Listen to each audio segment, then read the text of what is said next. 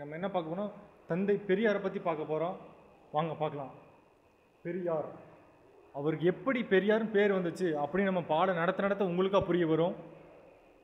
ஈவேரா பெரியார்னு சொல்லுவாங்க. ஈரோடு வெங்கடப்ப ராமசாமி அப்படின்னு சொல்லுவாங்க. ஈரோடு அவர் பிறந்த ஊர்.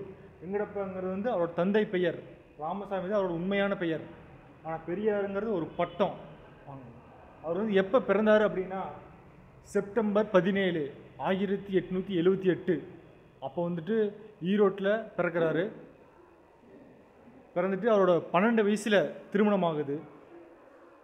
திருமணமாகிட்டு அதுக்கப்புறம் வந்துட்டு அவரோட தந்தையார் தொழில் என்னென்னா வணிக தொழில் பார்த்துட்ருக்காரு. அதுக்கப்புறம் வந்துட்டு காந்தி மேலே ஈர்ப்பு வந்து 1919 காங்கிரஸில் இணையிறாரு.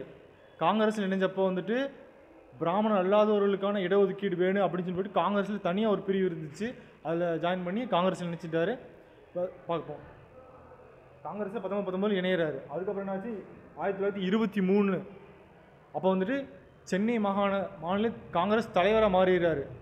இந்த 1919 வந்துட்டு ஈரோடு நகரமன்ற சபை தலைவர் பதவிகள், அப்புறம் வந்துட்டு இவர் வந்துட்டு பெண்ணடிமை, குழந்தை திருமணம் இதெல்லாம் எதிர்த்து, அப்புறம் வந்துட்டு மூட நம்பிக்கைகள் எல்லாத்தையும் எதிர்த்து நின்றாட்டி இவருக்கு வந்துட்டு பிரிட்டிஷ் அரசு வந்துட்டு கௌரவ நீதிபதி பதவி வழங்கியிருக்கு, பல பட்டங்கள் வழங்கியிருக்கு.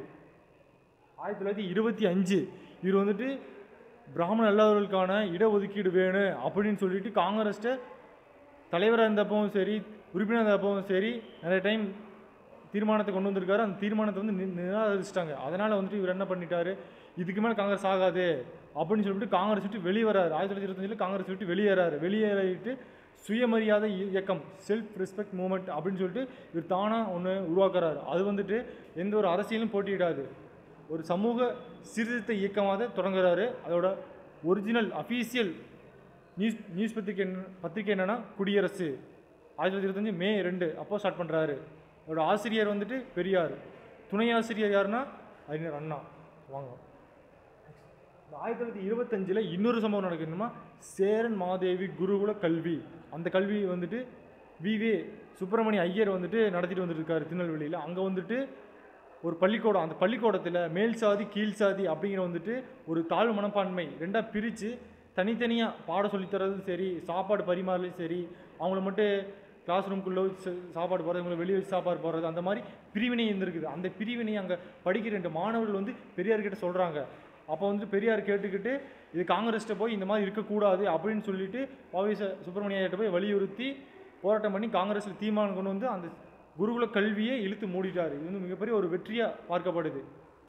அது 1929 வந்து செங்கல்பட்டு மாநாடு. இந்த செங்கல்பட்டு மாநாடு என்ன நடக்குது அப்படின்னா சாதி பெயரை நீக்கணும் அப்படின்னு சொல்லிட்டு இப்போ பெரியாரோட பேர்லேயே வந்துட்டு ஈரோடு வெங்கடப்ப ராமசாமி நாயக்கர் அப்படிங்க இருக்கும். இது சொன்ன உடனே 29 சேலம் மாநாட்டில் சாதி பேருக்கு பின்னாடி இருக்கக்கூடாது அப்படின்னு சொல்லிட்டு உடனே அவருக்கு பேருக்கு பின்னாடி இந்த சாதி பெயரை நீக்கிடுவார். 1937 வந்துட்டு ராஜாஜி முதலமைச்சராக இருப்பார். அப்போ வந்துட்டு ஹிந்தி எதிர்ப்பு போராட்டம், ஹிந்தி வந்து கட்டாய மொழி அப்படின்னு சொல்லிட்டு அறிவிச்சிருவார். வந்து இந்திய மொழி கட்டாய மொழி ஆகக்கூடாது அப்படின்னு சொல்லி இந்திய எதிர்ப்பு போராட்டம் பண்ணி அதுக்காக சிறை சென்றிருப்பார் பெரியார். அது 1944. இதுக்கு முன்னாடி 1939 வந்துட்டு சிறையில் இருக்கும் பொழுதே நீதி கட்சியின் தலைவராக தேர்ந்தெடுக்கப்படுவார். அதுக்கப்புறம் 1944 சேலம் மாநாட்டில் இவரை ஸ்டார்ட் பண்ண சுயமரியாதை இயக்கம் நீதி கட்சி 2 இணைச்சு திராவிடர் கழகம் அப்படின்னு ஒரு புதிய கட்சியாக புது பேரோட புதுசாக ஆரம்பிச்சிருப்பார். அடுத்து 1954 அப்போ வந்துட்டு பர்மாவுக்கு வந்து புத்தரோட 2500வது பிறந்த நாளை கலந்து கொள்வதற்கு சுற்றுப்பயணம் மேற்கொண்டு அங்கே வந்துட்டு நிறையா சோசியலிச கருத்துக்கள்லாம் எடுத்துகிட்டு அம்பேத்கரை சந்தித்து பேசிட்டு வருவார். அடுத்து பொதுநிலைவாதி மா சிங்காரவேலர், அவரோட வந்து நெருங்கிய உறவர், நல்ல நண்பராக இருந்தார்.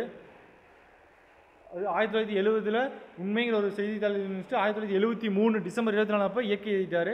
இதில் முக்கியமான டாபிக் என்ன கேட்பாங்க அப்படின்னா இவர் ஸ்டார்ட் பண்ண பத்திரிகைகள் 1, அடுத்து இவர் வாங்கின பட்டங்கள் 2, அடுத்து 3 வந்துட்டு எழுதிய நூல், பெண்களுக்காக என்னென்ன பண்ணார் அப்படிங்கிறத பற்றி பார்ப்போம். வாங்க. அடுத்து இவர் வந்து பெரியார் வந்து ஒரு பெண்ணியவாதி. பெண்கள் என்னென்னா பெண் ஏன் அடிமையானால் அப்படிங்கிற ஒரு புத்தகம் எழுதியிருக்காரு. அந்த புத்தகத்தில் பெண்கள் வந்துட்டு அடிமைப்படுத்தக்கூடாது, ஆணாதிக்க சமூகத்தை வந்து எதிர்க்கணும், தேவதாசி முறையை ஒழிக்கணும் அப்படின்னு சொல்லிட்டு நிறைய இதை போராடி எதிர்த்து அதில் பேசியிருப்பார். இவர் பெரியார் பட்டம் எங்கே கொடுத்தாங்க அப்படின்னா, சென்னையில் நடந்த பெண்கள் மாநாடு 1938 நவம்பர் 14 அப்போ அந்த பெண்கள் மாநாடு தலைவர் யாருன்னா நீலாம்பிகை அம்மையார். இவருக்கு பெரியார்னு பட்டம் கொடுத்தது யாருன்னா தர்மாம்பாள்.